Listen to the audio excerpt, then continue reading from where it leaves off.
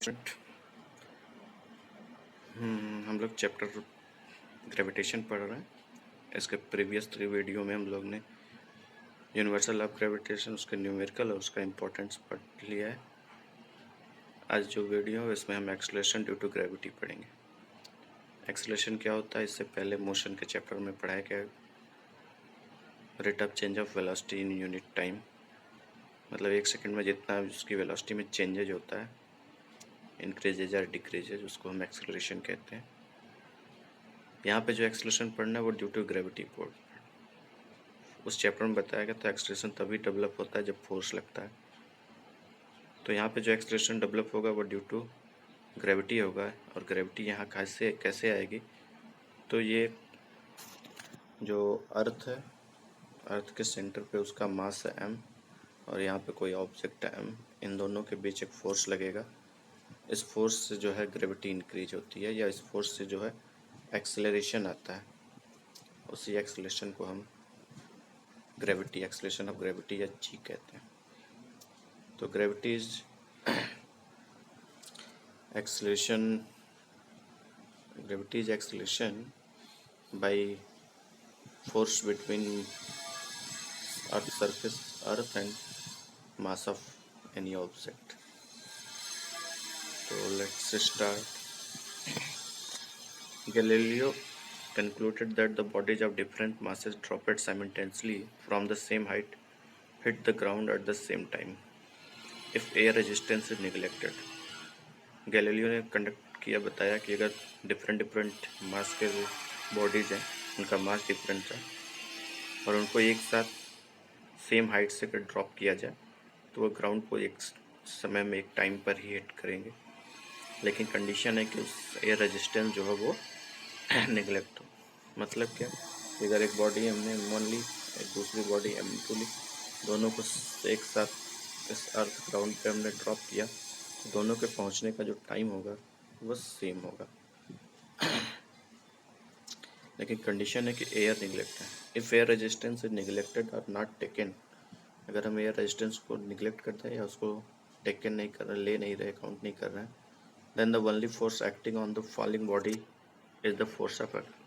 अगर हम air resistance को नहीं ले रहे हैं, एयर का फ्रिक्शन नहीं ले रहे हैं, तो उस फॉलिंग बॉडी है, जो बॉडी गिर रही है, उस पर जो है केवल एक फोर्स लग रहा है, वो है ग्रेविटेशनल फोर्स।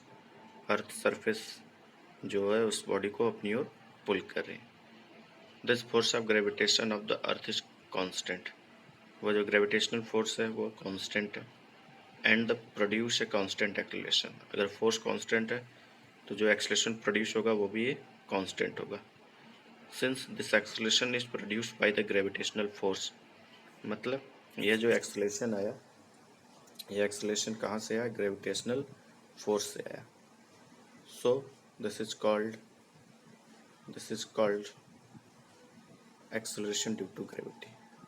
तो ये जो एक्सेलरेशन ड्यू टू ग्रेविटी है, ये इसका रीजन यही है कि जब कोई बॉडी को ऊपर से फॉल कराया जाता है तो अर्थ सरफेस उसको अपनी ओर पुल करता है। जिसको आप अपने प्रीवियस क्लासेस में पढ़ कि न्यूटन ने जो है एप्पल वाला एग्जांपल लिया था। जब किसी ऑब्जेक्ट को हम ड्रॉप करते हैं तो नीचे की तरह ही क्यों आता है, नीचे की तरफ ही क्यों आता है, तो अर्थ के सेंटर में एक फोर्स होता है, पावर होता है, फोर्स होता है, जो सारी चीज़ों को अपनी ओर खींचता है। क्यों खींचता है, ये यूनिवर्सल लॉ ऑफ ग्रेविटेशन में लोग पढ़ चुके हैं कि उस अर्थ के मास में और उस ऑब्जेक्ट के मास में एक ग्रेविटेशनल फोर्स लगने लगता है, जिस फोर्स के कारण अर्थ उस ऑब्जेक्ट को अपनी ओर अट्रैक्ट करता है। अब कंडीशन यहाँ पे है कि एक्सेलरेशन कैसे डेवलप हो गया। तो जब भी फोर्स किसी ऑब्जेक्ट पे लगता है तो एक्सेलरेशन डेवलप होता है। फोर्स वाले चैप्टर में हम लोगों ने पढ़ा है, force is directly proportional to mass. तो यहाँ पे चूँकि एयर रेजिस्टेंस नहीं है तो उस ऑब्जेक्ट पे केवल और केवल एक ही फोर्स अप्लाई हो रहा है, और वो है अर्थ का ग्रेविटेशनल फोर्स। और अर्थ का ग्रेविटेशनल फोर्स जो है वो कांस्टेंट है। तो अगर फोर्स कांस्टेंट है तो उसमें प्रोड्यूस होने वाला एक्सेलरेशन भी कांस्टेंट होगा, और उसी कांस्टेंट एक्सेलरेशन जो होगा वो बॉडी में डेवलप हो जाएगा, और उस कांस्टेंट एक्सेलरेशन को हम लोग ग्रेविटी कहेंगे। Since this acceleration is produce by the gravitational force. ये ग्रेविटी आई कहाँ से? ग्रेविटेशनल फोर्स के, अर्थ सरफेस और अर्थ और उस ऑब्जेक्ट के मास के बीच में जो लगने वाला ग्रेविटेशनल फोर्स था उसके कारण ये ग्रेविटी आई, उसके कारण ये एक्सेलरेशन आया। इसलिए हम इस एक्सेलरेशन को एक्सेलरेशन ड्यू टू ग्रेविटी कहते हैं। तो बेसिक इसका डिफिनीशन यही हो गया, the acceleration with which a body falls towards the earth due to the earth pull is known as acceleration due to gravity. The acceleration with which a body falls towards the earth due to the gravitational मतलब कि earth surface की जो पुल है, gravitational force है, उसके कारण कोई body earth surface की ओर जब फॉल होती है तो उस समय जो भी एक्सेलरेशन होता है उस एक्सेलरेशन को हम एक्सेलरेशन ड्यू टू ग्रेविटी कहते हैं। क्योंकि ये फोर्स कांस्टेंट होता है तो इसलिए एक्सेलरेशन भी कांस्टेंट होता है और इस एक्सेलरेशन को हम एक्सेलरेशन ड्यू टू ग्रेविटी कहते हैं।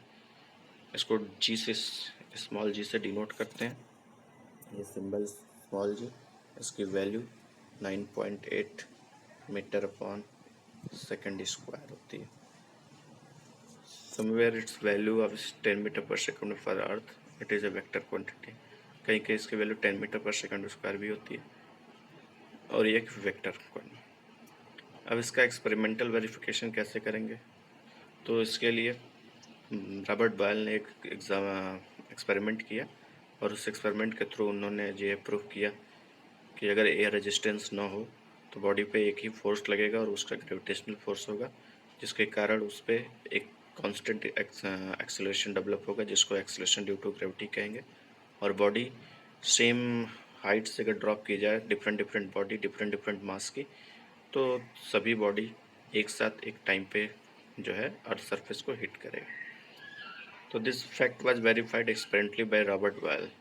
इस फैक्ट को जो है रॉबर्ट बॉयल ने वेरीफाई किया just after the death of the Galileo के डेथ के बाद जो है रॉबर्ट बॉयल ने इसको जो है एक्सपेरिमेंटली प्रूव किया। Robert Boyle use his newly invented vacuum pump to evacuate the air from a long jar containing a lead bullet and a feather। उन्होंने उस समय एक अपना वैक्यूम पंप डेवलप किया था जिससे कि हम किसी प्लेस के एयर को जो है वैक्यूम कह सकते हैं, इवैक्यूएट कर सकते हैं। उन्होंने एक जार लिया जिसमें एक लेड बुलेट और एक फेदर, एक पंख और एक बुलेट को डाला और उसमें से उस पंप के थ्रू उन्होंने सारी उसकी एयर जो है वह निकाल ली। Then he inverted the jar and found that both the bullet and feather reached the bottom of the jar at the same time। और उसके बाद उन्होंने उस जार को इन्वर्ट कर दिया और देखा कि बुलेट और फेदर दोनों एक साथ एक ही टाइम पर जो है आते हैं। तो उन्होंने ऐसा एक जार लिया, इस जार में जो है एक फेदर था और एक बुलेट ऐसा लिया और उसको जो है इसमें से वैक्यूम पंप से इसकी सारी एयर को जो है बाहर निकल दिया। अब इसके बाद उसको ड्रॉप कराया तो देखा कि ये दोनों यहाँ पर सेम टाइम पे हिट करते हैं। इसका मतलब कि फेदर एक जो है बहुत ही लाइट मास का है और बुलेट एक हैवी मास का है, फिर भी दोनों एक सेम टाइम पे ड्रॉप होते हैं। इसका मतलब इस पर जो ग्रेविटेशनल एक्सेलरेशन है वह सेम। तो ये रॉबर्ट बॉयल का एक एक्सपेरिमेंट था जो गैलीलियो ने बताया था कि अगर ये रेजिस्टेंस नहीं कर रहा है तो जो डिफरेंट मास के ऑब्जेक्ट को अगर हम ड्रॉप करेंगे तो सभी सेम टाइम पे जो है हिट करेंगे, मतलब उनका जो एक्सेलरेशन है, एक्सेलरेशन ड्यू टू ग्रेविटी, वो कांस्टेंट। तो ये रॉबर्ट बॉयल का एक्सपेरिमेंट था। तो अब नेक्स्ट वीडियो में हम लोग पढ़ेंगे expression of for the acceleration due to gravity. जो ये ग्रेविटी है इसके लिए वैल्यू कैसे निकालेंगे, इसका एक्सप्रेशन क्या होता है, फार्मूला क्या होता है, किस फार्मूले से हम लोग इसको फाइंड करेंगे। Okay, thank you.